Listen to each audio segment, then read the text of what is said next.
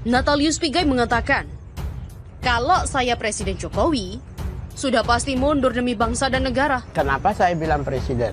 Karena tidak ada anak buah yang salah, yang ada presiden yang salah. Presiden yang salah, karena presiden salah menunjuk, salah menempatkan anak buah. Dulu saya peringatkan, sekarang sudah terlambat. Tekanan bertubi-tubi dari internasional. Saya juga sempat kritik keras, kenapa diam saat itu? Bahkan menyembunyikan info tentang corona. Sekarang sudah terlambat, kata Natalius Pigai di akun Twitternya. Itu orang Papua juga bisa jadi presiden, jauh lebih bisa. Kita tahu kemampuan. Ini untuk masa depan bangsa dan negara kita harus bicara.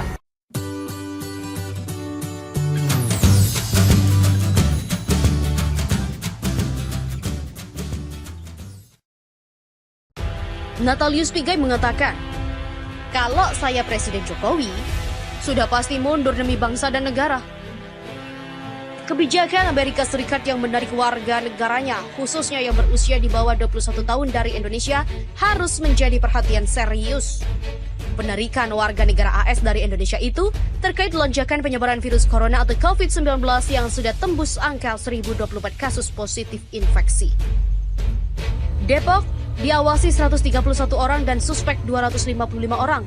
Jika 514 kabupaten atau kota, dunia ragu angka pemerintah hari ini, ujar Pigai di akun Twitter pribadinya. Pandemi COVID-19 di Indonesia yang gagal dicegah, kata Pigai, mengakibatkan semakin tidak jelasnya pertumbuhan ekonomi. Seandainya dia adalah Presiden Joko Widodo, Pigai mengaku memilih mundur demi keselamatan negara di tengah pandemi COVID-19. Ekonomi morat-marit, kalau saya jadi Presiden Jokowi, sudah pasti mundur demi bangsa dan negara. Pungkasnya. Presiden sibuk tangani corona, Natalius Pigai mengatakan, dulu saya peringatkan, sekarang sudah terlambat. Pemerintah Indonesia kini mulai berjibaku melakukan beragam cara untuk mengatasi penyebaran virus corona atau COVID-19 yang sudah menjangkit masyarakat tanah air. Presiden Joko Widodo bahkan telah memberikan arahan baru untuk penanganan virus yang pertama kali mencuat di Wuhan, Cina ini. Mulai dari instruksi rapid test massal, penyetopan ekspor alat kesehatan, pelibatan tokoh agama, hingga pemberian insentif bagi tenaga medis. Diketahui per Kamis 19 Maret, jumlah pasien positif corona sudah mencapai 309 orang, 15 orang diantaranya sembuh dan 25 orang meninggal dunia. Melihat respon pemerintah saat ini, aktivis Natalius Pigai pun turut bersuara. Mantan Komisioner Komnas HAM ini bahkan berujar sempat memperingatkan pemerintah soal bahaya virus corona sebelum menyebar seperti saat ini. Tekanan bertubi-tubi dari internasional. Saya juga sempat kritik keras kenapa diam saat itu, bahkan menyembunyikan info tentang corona. Sekarang sudah terlambat, kata Natalius Pigai di akun Twitternya. Keterlambatan itu bukan tanpa alasan saat ini. Menurut Pigai, virus corona tak hanya menyerang masyarakat, melainkan sudah menyentuh ke sektor ekonomi. Dolar sudah berada 16.000. Ada dua masalah besar, virus corona dan ekonomi. Kita saksikan. Begitulah kata Natalius Pigai. Kenapa saya bilang presiden? Karena tidak ada anak buah yang salah, yang ada presiden yang salah. Presiden yang salah, karena presiden salah menunjuk, salah menempatkan anak buah. Itu orang Papua juga bisa jadi presiden, jauh lebih bisa. Kita tahu kemampuan. Ini untuk masa depan bangsa dan negara kita harus bicara. Istana Kepresidenan gelisah. Corona merajalela. Indonesia mulai jujur akan wabah yang melanda. Korban diakui keberadaannya. Semua seperti dibuat siaga. Yang ketakutan juga termasuk Istana Kepresidenan hingga pemeriksaan pun diperketat. Siapapun yang masuk area apalagi ruang istana didahului pemeriksaan suhu dengan thermal scanner. Menteri tak terkecuali. Ketika hasilnya normal, ceritalah bahagia kepada pers. Sementara itu, keketatan belum terinformasikan untuk bandara, pelabuhan, terminal ataupun stasiun. Juga di pasar atau tempat di mana orang banyak berkumpul. Maklum, untuk itu dipastikan biaya tinggi dan uang negara sedang seret. Istana menjadi kejaran pasukan corona sebagaimana negara Iran. Anggota Dewan Penasehat Presiden Ali Khamenei yang bernama Muhammad Mir Mohammadi tewas di rumah sakit. Sebelumnya, tokoh spiritual istana Hadi Qarashashi juga tewas. Sedangkan Wakil Presiden Masumeh Ebtekar dan Wakil Menkes Iraj Hariri masih dirawat intensif di rumah sakit Teheran. Mengingat istana juga target si virus nakal, maka pengamanan diperketat. Kadang lucu juga mengenang hari-hari kemarin yang begitu longgar dan santai mengantisipasi wabah hingga perlu ditegur oleh pimpinan negara Eropa, Amerika ataupun Saudi Arabia. Pemerintah Indonesia dianggap abai, bahkan Menkes Terawan yang semestinya peka justru yang paling welcome pada pendatang asing. Tourist first. Ini khawatir terhadap penyusupan corona ke istana. Menghadapi ini, komentar netizen beragam dari yang memaklumi hingga menyindir. Salah satu komentar ada agar Pak Jokowi tak perlu takut tertular karena semuanya sudah terbiasa untuk cuci tangan. Soal corona menjadi pintu rawan sindiran publik pada istana karena memang bertolak belakang dengan situasi dan sikap sebelumnya. Jika Gubernur Anies Baswedan sigap mencegah justru dikritisi tajam oleh Menkes. Lucunya, Menkes ngomong COVID-19 adalah virus biasa yang setara self-limited disease yang akan sembuh sendiri. Weleh, seharusnya yang pertama diumumkan adalah kesehatan presiden, terutama suhu tubuh. Begitu juga dengan Wapres agar istana memang betul-betul steril dari atas. Sehingga para menteri atau siapapun yang bertamu akan merasa aman.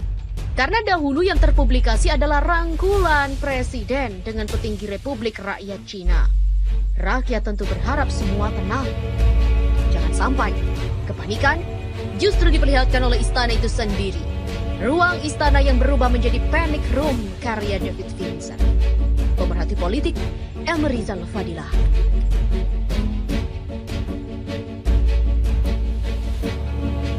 Istana resah, istana menyerah. Setelah berita tentang ketatnya pemeriksaan memasuki area istana sehingga para menteri pun dicek oleh alat penguji suhu, maka kejutan muncul, yaitu Menhub Budi Karya Sumadi terjangkit virus corona. Presiden dan wakil presiden diperiksa pula, rakyat disuguhi tontonan dan berita keluarga istana berobat serius karena khawatir terjangkit virus corona. Ironinya, dahulu rakyat yang khawatir dan keluarga istana yang tenang, bahkan meremehkan. Media dan WHO pun menegur perilaku abai istana ini. Presiden Jokowi mengakui bahwa ia berbohong tentang penyebaran virus corona di Indonesia. Konon untuk menjaga agar rakyat tidak panik. Akan tetapi, rakyat meragukan bohongnya ini atas ketakutan rakyatnya yang panik. Lebih yakin pada upaya istana untuk menjaga turis asing yang tetap datang ke Indonesia atau investasi. Ini dosa berat karena mempertaruhkan nyawa rakyat. Istana kini menyerah pada kehebatan pasukan tak terlihat corona. Corona bisa menembus benteng kekuasaan yang sulit ditembus itu. Hanya saja, istana tetap abai pada turis dan tenaga kerja asal corona.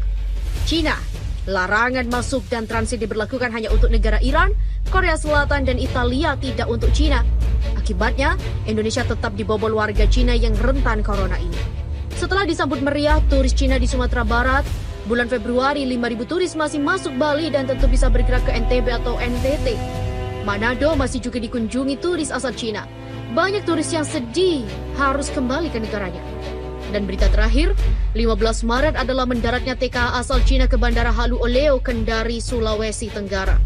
Sebanyak 49 tenaga kerja Cina ini datang dari Henan, transit di Thailand, dan setelah masuk lewat Bandara Soekarno-Hatta langsung ke Kendari. Timbul kontroversi perbedaan status TK Cina tersebut antara Kapolda dan juga imigrasi. Menurut Kapolda, mereka TK lama yang kembali bekerja. Sedang pihak imigrasi menyatakan mereka adalah orang yang sama sekali baru ke Indonesia. Nah, kesimpulannya adalah bahwa istana itu kini terpaksa menyerah oleh dua kekuatan luar biasa, yaitu Corona dan Cina. Elmerizal Fadilah, pemerhati politik. Dulu saya peringatkan, sekarang sudah terlambat. Pemerintah Indonesia kini mulai berjibaku melakukan beragam cara untuk mengatasi penyebaran virus corona atau COVID-19 yang sudah menjangkit masyarakat tanah air. Presiden Joko Widodo bahkan telah memberikan arahan baru untuk penanganan virus yang pertama kali mencuat di Wuhan, Cina ini. Mulai dari instruksi rapid test massal, penyetopan ekspor alat kesehatan, pelibatan tokoh agama, hingga pemberian insentif bagi tenaga medis. Diketahui per Kamis 19 Maret, jumlah pasien positif corona sudah mencapai 309 orang, 15 orang diantaranya sembuh dan 25 orang meninggal dunia. Melihat respon pemerintah saat ini, aktivis Natalius Pigai pun turut bersuara. Mantan Komisioner Komnas HAM ini bahkan berujar sempat memperingatkan pemerintah soal bahaya virus corona sebelum menyebar seperti saat ini. Tekanan bertubi-tubi dari internasional. Saya juga sempat kritik keras kenapa diam saat itu, bahkan menyembunyikan info tentang corona. Sekarang sudah terlambat, kata Natalius Pigai di akun Twitternya. Keterlambatan itu bukan tanpa alasan saat ini. Menurut Pigai, virus corona tak hanya menyerang masyarakat, melainkan sudah menyentuh ke sektor ekonomi. Dolar sudah berada 16.000. Ada dua masalah besar, virus corona dan ekonomi. Kita saksikan. Begitulah kata Natalius Pigai.